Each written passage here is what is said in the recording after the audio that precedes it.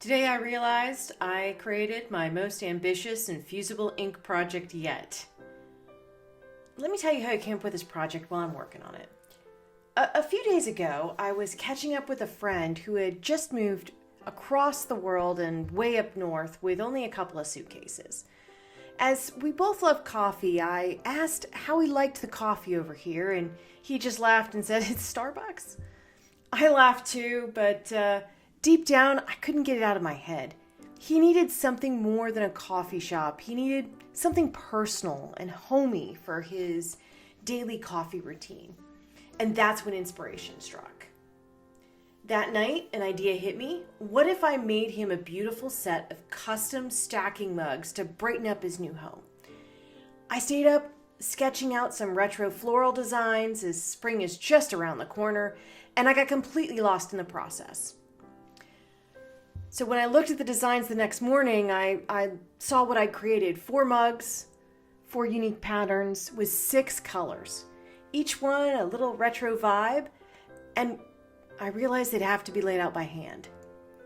This was going to be my most ambitious Infusible ink project yet. But I do love a good challenge. On the first mug, I started with the easiest design, sort of a warm-up. 5 flowers, simple and clean, just to get the height right before tackling the more complex patterns. I love how the alternating colors of the leaves bring so much vibrancy to the image, and the classic brown and orange combo, total 60s and 70s vibes. All right, so 1 down, 3 to go. This one's a little bit more intricate. I used the yellow base so I could position the flowers just right across the mug template. All the flowers came into place based on that yellow position.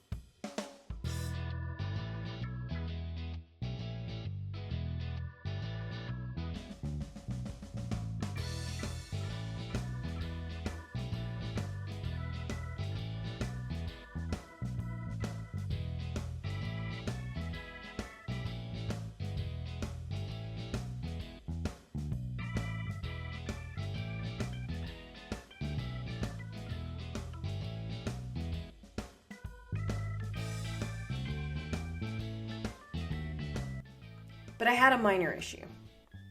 One of the dots slipped as I put it in the Cricut mug press. I didn't notice it. I didn't catch it until it came out. But you know what? It's a little added character for my friend's new mug.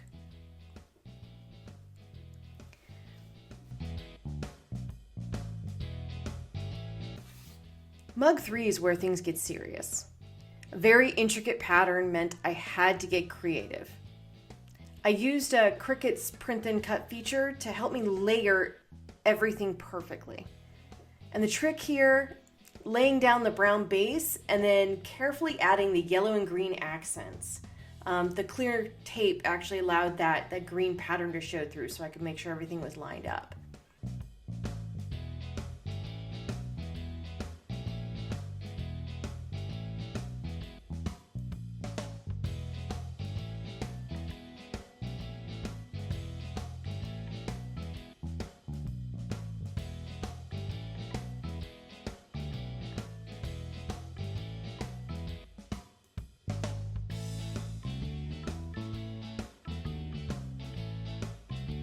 This process took forever, and my camera even gave up halfway through, but just look at that pattern. Totally worth it.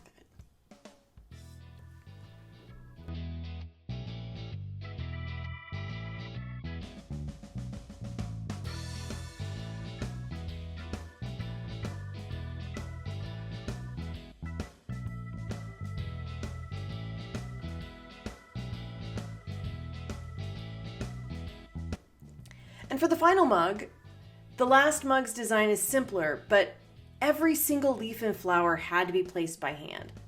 I used graph paper to help keep everything aligned. There is something soothing about watching this pattern get laid into place in the tape. It mesmerized me while I was laying it out.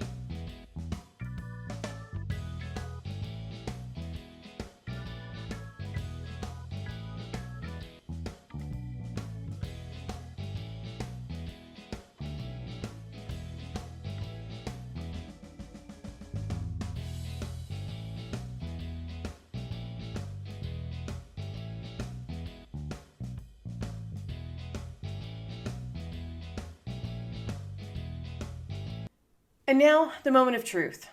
4 mugs, 4 patterns, hours of careful infusible ink collaging, and here they are. So what do you think? Let me know in the comments. And if you love creative projects like this, don't forget to hit like and subscribe. I've got plenty more ideas coming your way. Well, friends, I'm off to box these up and hand them to the mail carrier when she arrives. See you next time.